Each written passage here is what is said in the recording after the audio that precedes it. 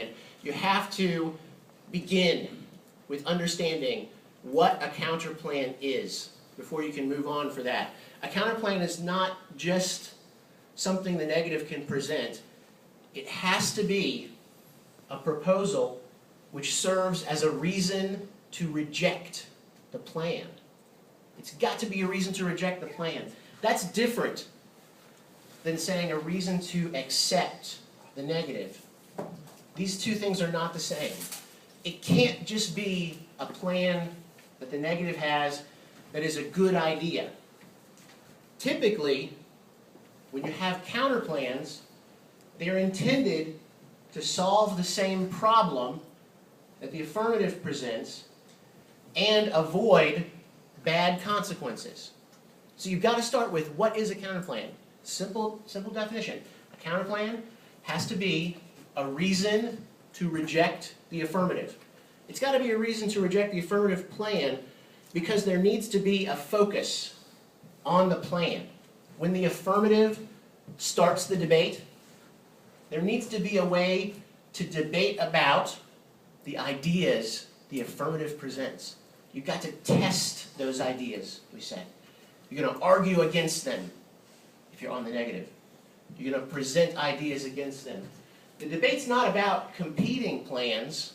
It's about burdens in the debate. This is a very, very old theory. This theory of burdens is probably 600 years old. Really old.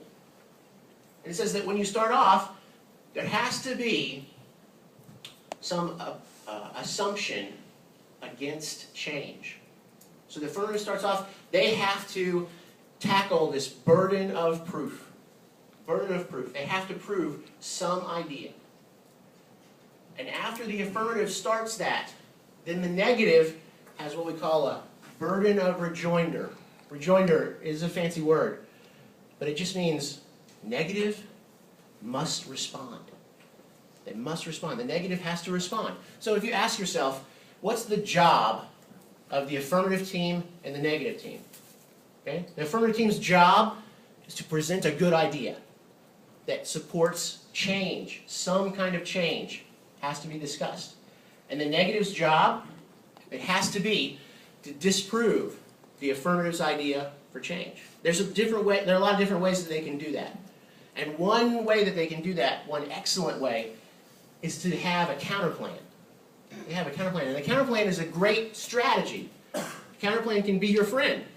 A counterplan removes a great deal of the affirmative offense. And it can allow the negative to propose a change as well.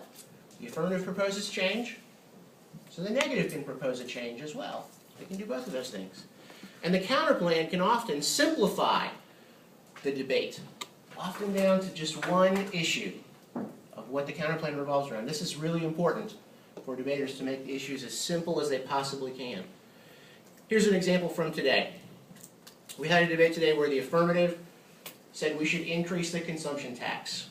And they had an advantage that was investor collapse. And let's say we give them 10 points for that. I'm just making things up. Okay? 10 points, random. And the negative presents a disadvantage that says it lowers consumption. So let's take points off of that. Then the negative presents actually two counterplans. One to privatize pensions, and one to increase the savings tax. And they say it will help the economy. Let's give them 10 points also. And the affirmative says there's a disadvantage to moving money abroad, so maybe that hurts a little bit. So you're trying to add up what the total in this round is for a counterplan. But here's the thing about a counterplan. Counterplan has one extremely important burden, and that burden is competition. Competition. This is a kind of important word that you need to know if you're working with a counterplan.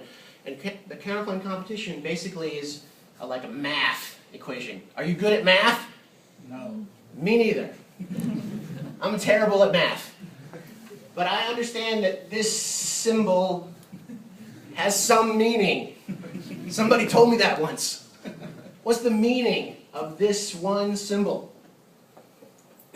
What does it mean? Larger, better. Yeah. Greater than, bigger. Counterplan must be more important than the plan. Sometimes you might say the counterplan must have superiority to the plan.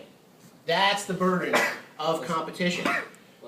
Competition asks the question, does the counterplan force a choice between itself and the affirmative plan? In other words, is the counterplan a reason to reject the affirmative? Very simple. That's the definition of a counterplan. So it asks this question.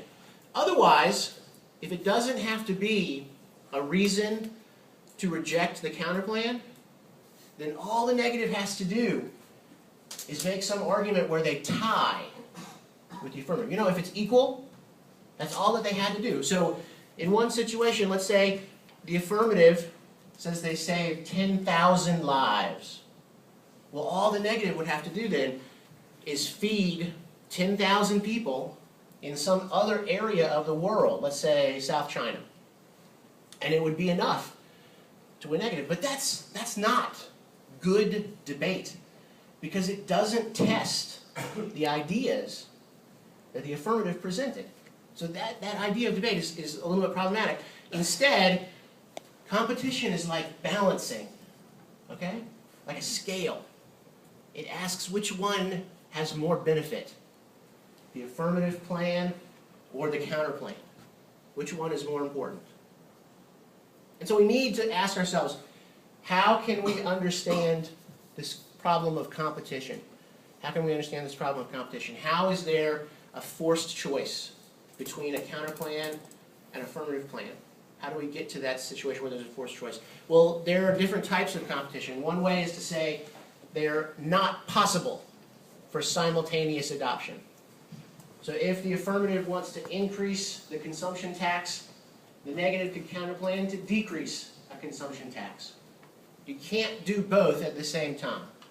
There's a forced choice. You can't increase the consumption tax and decrease the consumption tax. They're opposites. But in that case, probably that's not enough, because just doing the opposite, that's not necessarily a reason why one is better than the other.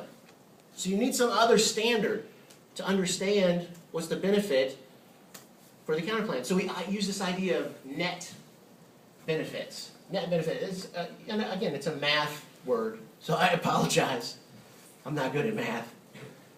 But it asks, is simultaneous adoption of the affirmative and the counterplan, or the affirmative alone, is not as good as the counterplan. So if the affirmative says to increase the consumption tax to generate money for pensions, the counterplan might be to privatize pensions to save that system, and a disadvantage that taxes hurt the poor. This disadvantage is really important, because the disadvantage, it says why the counterplan is a better idea than just the affirmative plan. So what happens in the world if the two options are not mutually exclusive? What if there's a world where you can adopt them both at the same time? Then we use this word permutation, or sometimes you might hear people say both adoption. Permutation just means a combination. That's all it means. And if we're talking about a permutation, then we're talking about a combination of the affirmative and the counterplan together. It's used to illustrate that the counterplan is not a reason to reject the affirmative, and it helps in asking if there's a forced choice. Now here's a math equation. The counterplan, which has its advantages minus, I think, I'm not good at math, help me, minus disadvantages, must be greater than the plan, which is its advantages minus disadvantages, plus the counterplan, which is its advantages minus disadvantages. Whew! That's a lot of math.